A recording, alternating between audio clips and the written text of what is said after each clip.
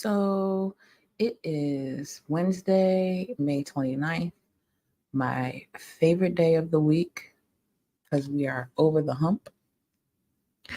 And this is going to be a quick live stream that I hope many of you get to tune into later because it's so early and I did not pre-schedule this. So we're just going to go off the cuff. I tried to do this yesterday because um, I have so much to do here, but the weather made it impossible for me to do this yesterday. It was honestly like kind of poetic that it was, one of those perfect storm kind of situations. Um, I had just gotten off the phone with my grandmother and having an argument with her, and then it like I am not proud of this, you guys, but I hung up on her. I hung up on her, yo.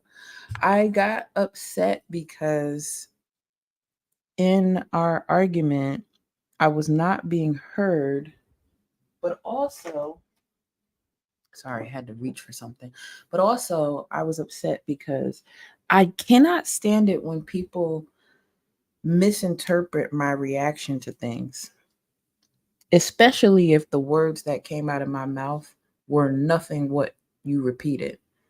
I hate that. I cannot stand being misunderstood. That's probably one of my Achilles heels, honestly, because I'll go to lengths to try to explain myself sometimes, and I do realize that a lot of times that's not going to get me any closer to where I'm trying to be, but I will still try because I hate being misunderstood. I'm like, how did you get that out of this? So, I was just upset about that, and I'm also one of those people who has the utmost respect for her elders, but specifically mine. Like, that's my grandmother. Like, I would never disrespect her. And I felt like I was about to, so I got off the phone. I was just like, look, I love you. I'll talk to you later. Bye. And I hung up because I wasn't like, you ever get to the point where you're in an argument with somebody and you realize, like, maybe you're hearing them, but they're not hearing you, or vice versa, or maybe neither one of you are hearing each other. And the only point for having the argument was to reach a point of clarity, and we weren't getting there. So, and I'm just not one of those people who likes to beat a dead horse. So yeah, we're gonna trust the timing. And the reason why I'm calling yesterday a perfect storm and even throwing that into the mix is because the timing of it was poetic. It was just like, dang, I'm getting ready to do this thing, and like I'm trying to make sure I got all my ducks in a row. And of course, like, this is what happens. I'm already feeling a huge deal of anxiety about it. Um, and I had a whole lot of stuff to do, like I said yesterday, and I got it done, but well, 90% of it. So the 10% is gonna wait for today, and then we're gonna finish. We're gonna close it out. But I am I've had to let go of a lot. I guess that's what I came up here to talk about. I've had to let go of a lot during the time I've been living in Texas. I've had to let go of things that I didn't know I was going to have to let go of when I got here, but was like, all right, I'm a roll with the punches type of girl for the most part, especially when that's the most easeful path. I tend to err on the side of going with the flow versus against it.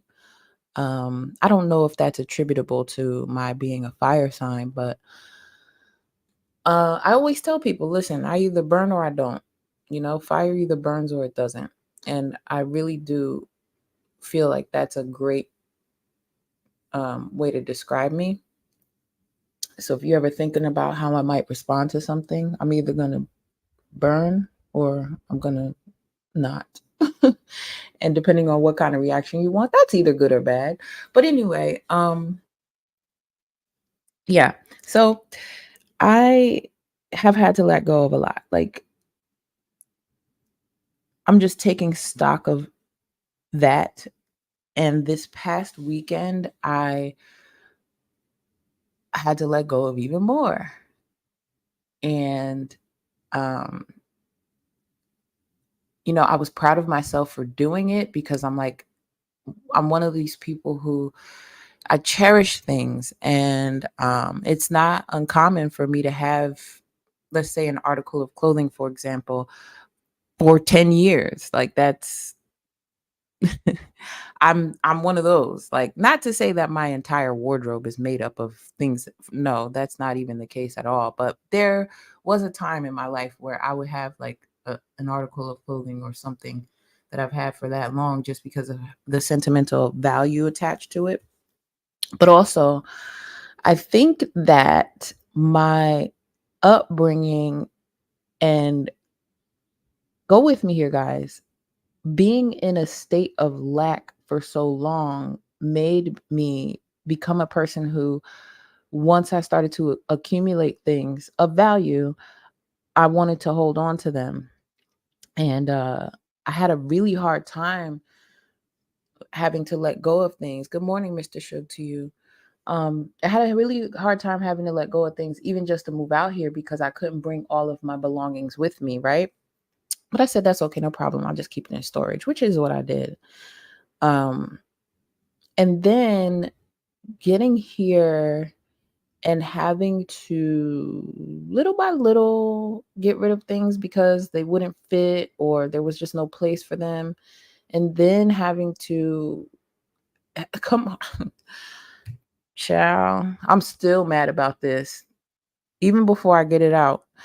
So, not this past February, but the February before, my apartment got flooded and I had to let go of even more things. I had to throw a lot in the trash because it got ruined by water damage. I'm talking furniture, I'm talking valuables, I'm talking clothing, I'm talking paperwork. Um, I'm talking notebooks, like shit that I have had for years that I never wanted to let go of. Okay, y'all. Um, okay, I had to let go of that stuff. Fine. Um, I had to let go of jobs. I've had to let go of people. Um, I've had to let go of tools that I used to rely on that no longer work for me. All in the name of trusting the timing, y'all. And even with that, you guys, I didn't do so well with trusting the timing because I still stayed here past the expiration date.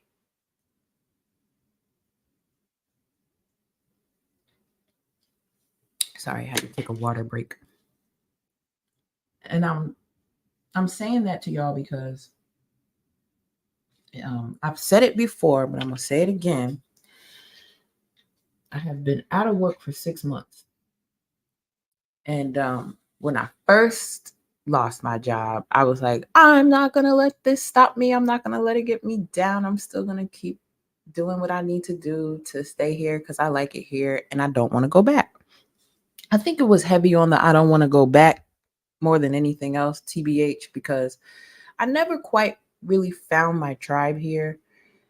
And that's okay. I was still, I knew I was willing to give it more time. Let's just put it that way. If I was able to get back on my feet, I was willing to give it more time.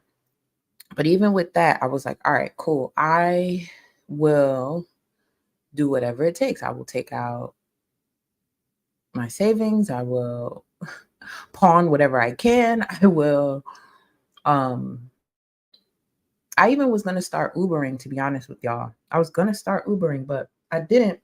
Even when I tried to do that, even when I started looking into that, I had car trouble. So it was like the universe was like, nah. Like it's hindsight always shows you where the signs were there, right? If I go back to each juncture of this time period, and when I've been forced to let something go, the signs were there. But rather than taking them as such, and to let you know a little bit more about me, I can be stubborn. I can be really, you know, strong-willed, and especially when I want something. It's hard to change my mind if I really want something. Even if there are signs that say, "Hey, no, you probably don't want it. Nope, that's not for you." Well, probably you should don't, like there's all these blaring signs sometimes, and I'll be like, "Those are pretty." And that has not served me well. So this is what I mean when I say tools that I cannot use anymore, tools that no longer work for me. Okay? So yeah, I just gave you a few examples, probably leaving some out. Oh, shoot. I'll give you a gross example. I'll give you a disgusting example. It's early in the morning, so you haven't eaten anything yet. But you might not want to after this. Um, I Okay, before I get to the gross example, let me lead up to it because it makes sense. So, after I was out of work for maybe like 4 months, um, I decided, all right, I can't stay in this apartment anymore because I'm taking out money from my 401k, and soon there ain't gonna be none left. So let me give up this apartment and go live somewhere cheaper. Luckily, I had a friend who was very kind and is very kind to me, that opened up their house, and I got a roommate and she's cool, and whatever. That worked out for a couple of months, but then even more signs started coming that I needed to leave. And it was like, bro, I'm doing everything I can to make this work. I just need a job. And once I get a job, I'll get back on my feet. And once I get back on my feet, I can make this work and it can really turn around. I was really heavy on the make it turn around. I was heavy on the let me do whatever I can. I was heavy on the I still can make this work, and that I still have the power within me, the control, the temerity, the motivation, I I'm very that. That is who I am, right? Everybody knows whenever I've been in a situation, I've been able to get out of it pretty quickly. I've never been without a job for very long. Most of my friends would attest to that. And so this period for me has been very crazy, but for them, it has also been like eye opening because every last one of them have said, bro, you always are able to get a job. What happened? Like, you've never been without a job. Like, you're not finding work there? Like, what? Hi, Trail Benton. So yeah, um, that was another thing. Interesting, right? So then after I moved in, you know, um, I had just started, like literally, y'all, 2 months ago. 2 months from right now, just started collecting unemployment. Okay. Uh, and good morning, Trail Bentley. I didn't even want to, but I was just like, look, this is something that would help me and make things a little easier, right? So, whatever. Well, that didn't work out because while my car was in the shop, you guys, actually, let me back up before my car went in the shop, right? Things are going great. All right, I'm collecting unemployment. This is going to go good. I'm going to be able to pay the rent here. I'm going to be able to have a little money to get things I need and go on interviews, be able to put gas in my car, go on interviews, whatever, yada, yada, yada. This is how I'm looking at it, right? Good morning, Akoteki. Y'all might want to turn away from the stream because I'm about to tell you something gross, but I don't care. The whole point of this is to talk about the timing of things and how I continuously ignored the signs that I needed to leave Texas.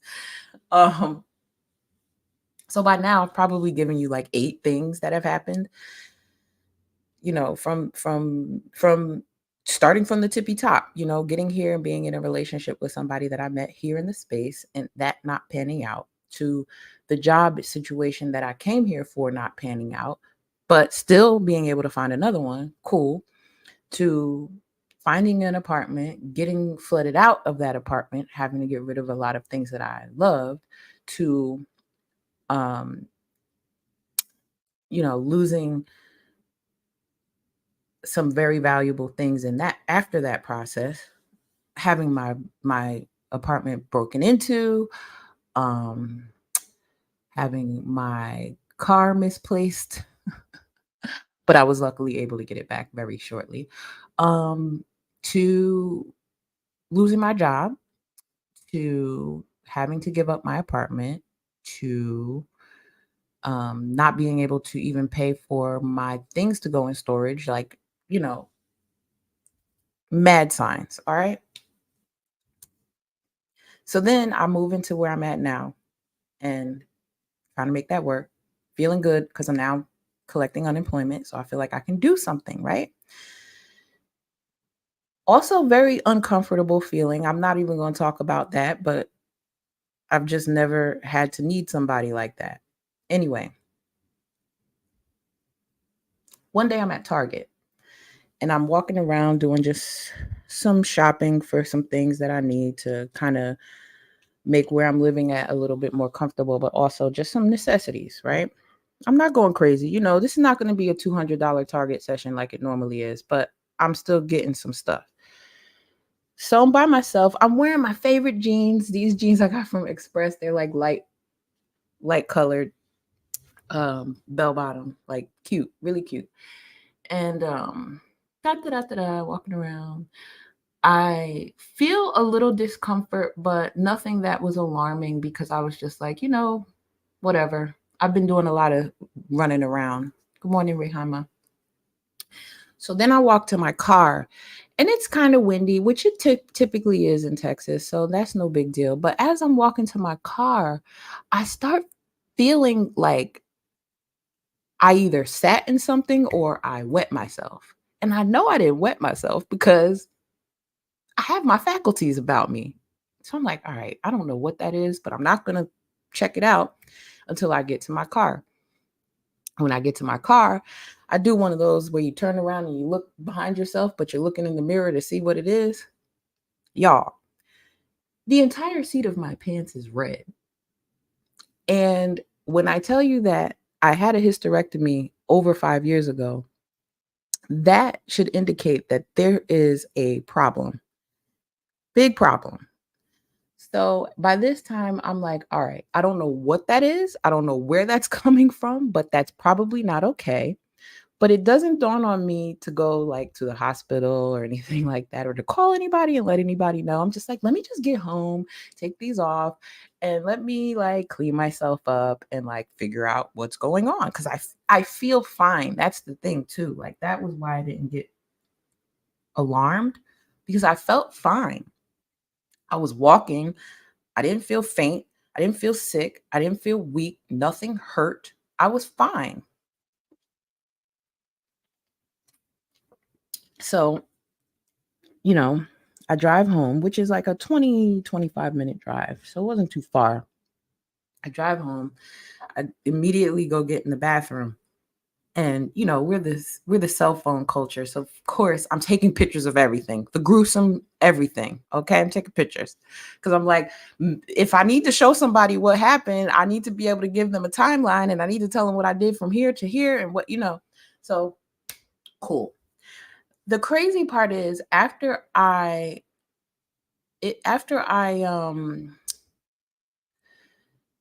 clean myself up and I put on my clothes and stuff, even before that, I'm like, okay, I'm not bleeding anymore. So wherever this was coming from, like, I guess uh it stopped or it was whatever it was, right?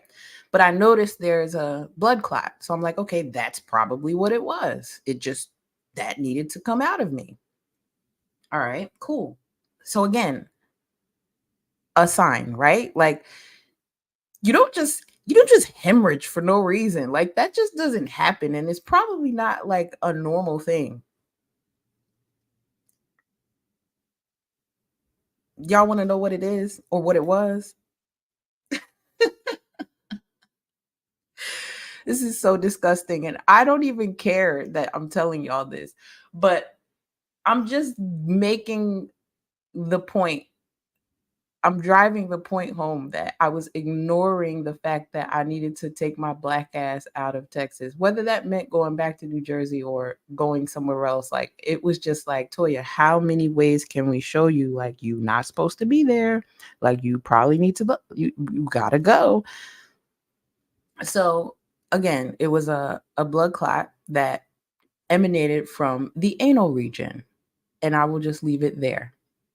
But the good part about the story is I was able to get all the blood out my jeans and my jeans look like new and I will be wearing them again soon and I will be putting pictures up on YouTube just so y'all can see and I'm only going to reference this live stream and those who know will know when you see it. But anyway, moving on. So from that I ended up telling, all the important people that needed to know like that this happened and that I was okay.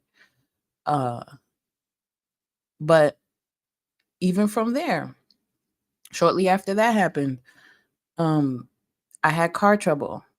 Like I went to go see a old coworker slash friend for lunch, and on my way back, I hit something and my tire blew out. Something simple, no worries. I didn't put the spare on, but someone came and helped me put the spare on. And then the next day I took it to the shop to get the tire fixed. They said they couldn't fix the tire. They needed to put a new tire on. I said, no problem. Whatever. Put the new tire on. I'll come back and get it. Well, that was April 5th. I didn't get my car back until like last week, y'all. Like literally last Saturday. Y'all seen the post. I have a short up on my page. There's not much up on my page, but y'all seen the short. I just got my vehicle back a week ago. So my car was in the shop for over a month. So now I can't even go on interviews. But let me tell you how that didn't stop me. Let me tell you how I walked to an interview during that time. Let me tell you how I did. I really did. Let me tell you how I borrowed a car to go on a couple of other interviews. Let me tell you how I just wasn't trying to stop. Let me just tell you, like I really was not trying to stop. I kept doing whatever I could to apply to, you know, I mean, I sent my resume everywhere, y'all. Everywhere. Everywhere. I was applying everywhere. Like I was not discriminating. So anyway, that happened. And every week that went by and I would get another update, oh, this isn't the right part. Oh, we're not going to give you your car back until we figure out what it was. Because then it became, oh, there's something with the axle. And I'm like, well, that makes sense because it was making a noise. So I'm like, maybe you just need to do something with the alignment. No, they go, oh, it's your transfer case. Oh, it's you're this. And I'm like, all right, cool. So $3,500 later that I don't have, I got the car back last week, like I said.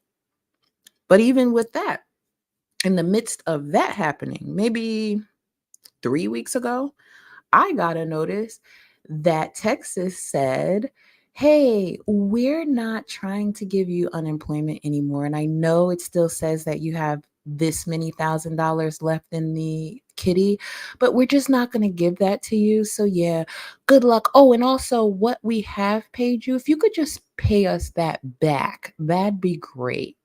And I'm like, bruh, how, Sway? How? And then I had to laugh. I literally had to sit back and just laugh. Like I was mad, but I was like, there's no other emotion that I can give this than humor right now. Because I mean, I am literally walking in Texas springtime heat to apply for a job that is below minimum wage, if I could be honest, if I can be frank, um, just to say I am doing something. That's where I got, you guys. That's where I am at. And so I was like, all right, cool. If I gave myself a deadline last month. We've already hit that deadline, and I said to my peoples, I was like, bruh, if I don't have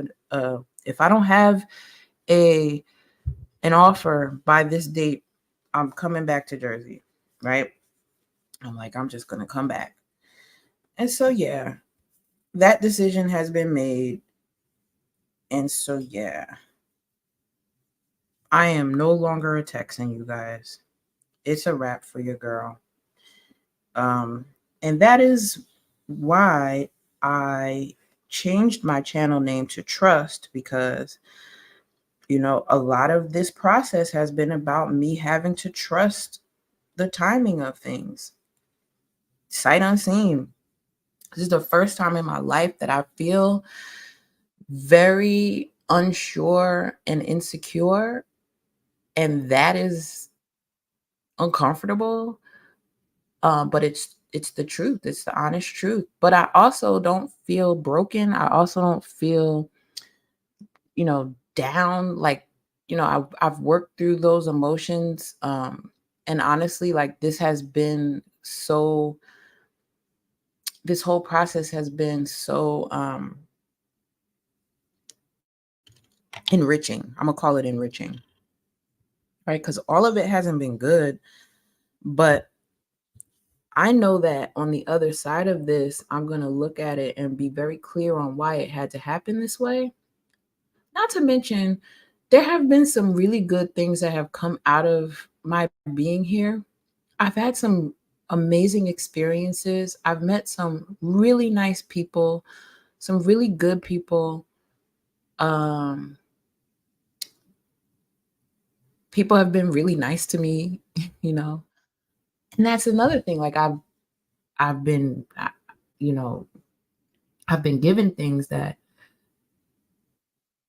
I loved. And so back to the point about me cherishing things and having to get rid of them, like I cleared out my storage last weekend and about 80% of what was in there went in the trash.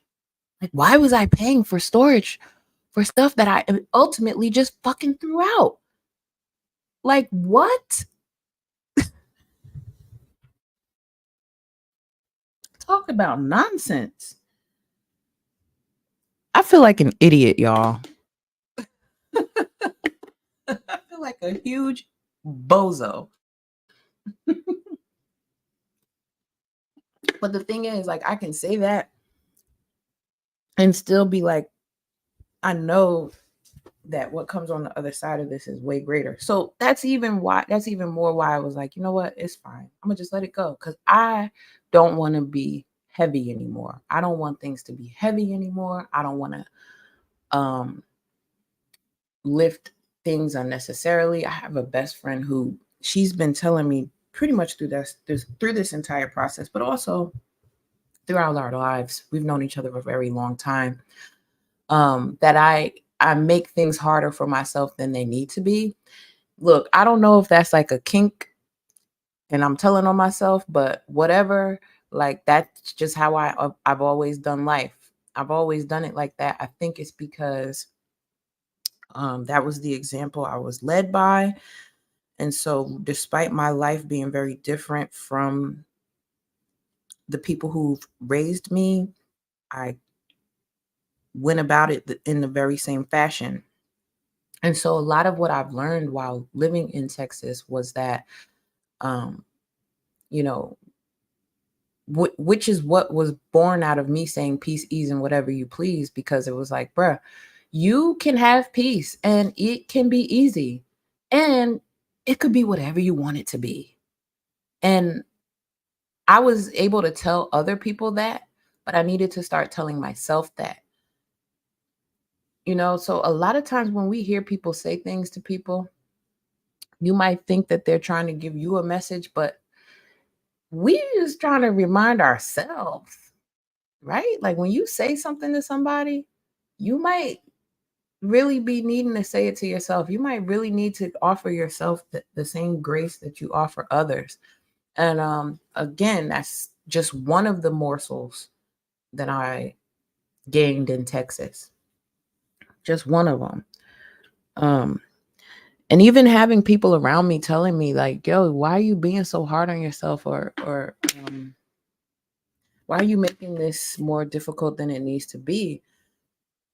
Even with me deciding to leave Texas, like I had people being like, "Yo, you don't have to leave Texas." And I'm like, "Yes, I do." I'm like, if the hemorrhaging wasn't enough, if the physical hemorrhaging wasn't enough, the financial hemorrhaging sure was. So I was like, "Yo, I gotta hit the reset button the only way I know how." So I am saying all of that to say the timing, trust the timing. I don't know if you can read what's on my screen. So hold on, let me try to. I think I have it saved in my because I deleted. I y'all know I deleted all my stuff, but I deleted it because I wanted to come back to you guys with some new stuff, and that's what I plan on doing for sure. That is not what I meant to do. Sorry, guys. I guess I didn't save it. I thought I saved the. But I'll just read it to you. Oh no, here it is. Oh, it's that small. Sorry. It's my logo. But it says forcing connection is forcing alignment.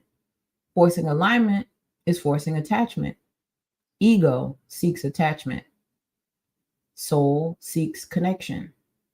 You'll never have to force anything that aligns with you. What's meant for you will feel natural, peaceful, and connected, not forced, chaotic, and attached. So, as a testament to what I was just talking about and my experience living in Texas and coming to the conclusion that I needed to leave Texas and that the Texas chapter of Toya's life was over, that just pretty much summed it up. You know, my ego was seeking an attachment to Texas, despite the fact that everything was feeling chaotic. I was not feeling peaceful or connected in Texas, but my ego was seeking the attachment and it was forcing alignment or connection where there was none. And I had to come to that conclusion. And I'm boldly and honestly admitting that on YouTube to whoever was listening. So shout out to the replay gang and shout out to everybody that's currently in the building. Good morning, Better You. Good morning, Big Cap. Yeah. So I hope that this message reaches somebody that it needs to reach. I hope that it inspires someone. I hope that it encourages someone else. You know, like I should be a testament to like even stupidly not giving up. You know, I feel very fortunate in the fact that I was able to do what I have been able to do thus far, even just in life, not just in Texas, but just in life.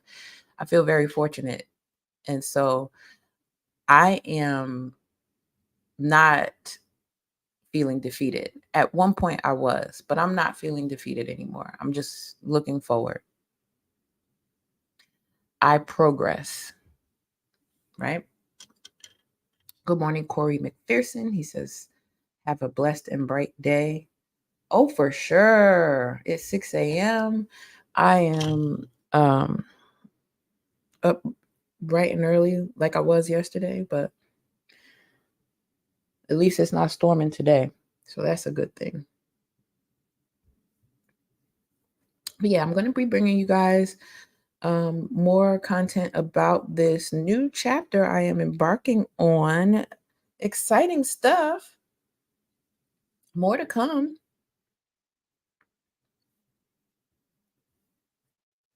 So lots more of peace, lots more of ease, and lots more of whatever I please coming soon. Ray says, "Yep, in order for ego to remain alive, it needs the life support of others." Or delusion. Ego might need delusion. That's the thing. Like it says, ego seeks attachment, right? If ego seeks attachment, then that's what it's always going to be.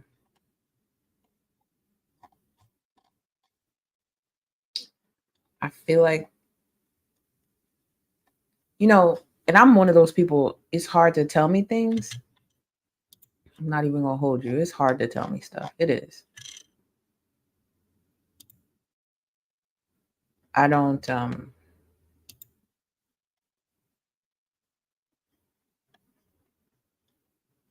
deny that. I do not deny that.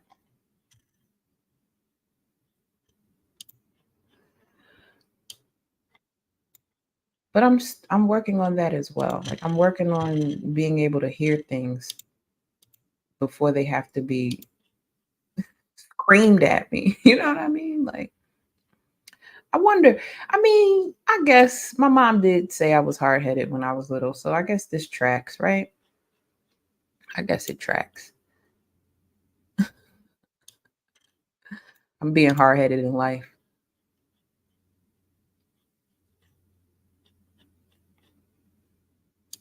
But it's like it's only so much of that you can do before it's like, all right, yo, you need to get it together now. Get it together. So yeah, that is what I'm going to do. I'm going to get it together. And I'm going to start showing you guys every step of the way how I do that. That's the content forthcoming. Just give me some time to get some things moving. I will be celebrating my first year locked in a month. We are 1 month away from me being locked for 1 year. So I'm excited about that too, to show you guys my progress with my hair. Even though we are 1 year, I'm still not 100% locked, but that's okay. Apparently that's normal for a lot of people. Like your first year, even in years into it, some people's hair isn't completely locked. But that's just what it is. Yes, y'all, Morgan. It is hard to tell me things. You gotta show me proof. You gotta show me steps. Because if I've already done it and I know it to be this way, you good luck convincing me of something else. Good luck. If I like you though, I'll hear you out. If I don't like you though, no, I don't care. Whatever you say. It's fugazi to me. I ain't seen it work. He said I sound like an Aries. No, I'm a Leo. I'm a Leo. She's a Leo.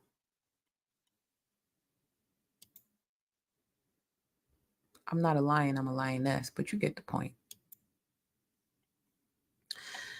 So yeah, look at this. Check this out. I'm going to reread this to you guys one more time, and I'm going to put it up on the screen just because sometimes it's easier for folks to read along. Forcing connection is forcing alignment. Forcing alignment is forcing attachment. Ego seeks attachment. Soul seeks connection. You'll never have to force anything that aligns with you. What's meant for you will feel natural, peaceful, and connected, not forced, chaotic, and attached. It's just that simple. Not rocket science. And so your girl is no longer forcing. She's just not. I do have an ego though. I know I do. And that's all that was. No, my way. No, I want to do this. No, you can't. Because I'm going to, nah, I'm going to let you have it. Because what's for me will always be for me. And I'm going to go get it. So with that being said, I appreciate everybody for hitting that like button, whether you are watching live or you are on the replay of it all. I appreciate your ear. I appreciate your commentary. I appreciate your support. I even appreciate your ire. And if you don't know what that is, go look it up. IRE.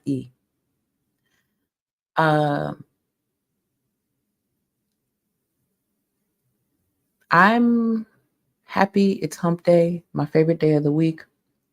I wish y'all a good day. I hope your holiday weekend was good, but that you're absolutely rejoicing in the fact that you're halfway through this work week, so you're closer to the next weekend. And as we kick off summer, I hope everybody has a warm, loving, and encouraging summer. I'll see you guys soon with an update. And as always, I'm wishing you peace. I'm wishing you ease. And I'm wishing you whatever the fuck you please.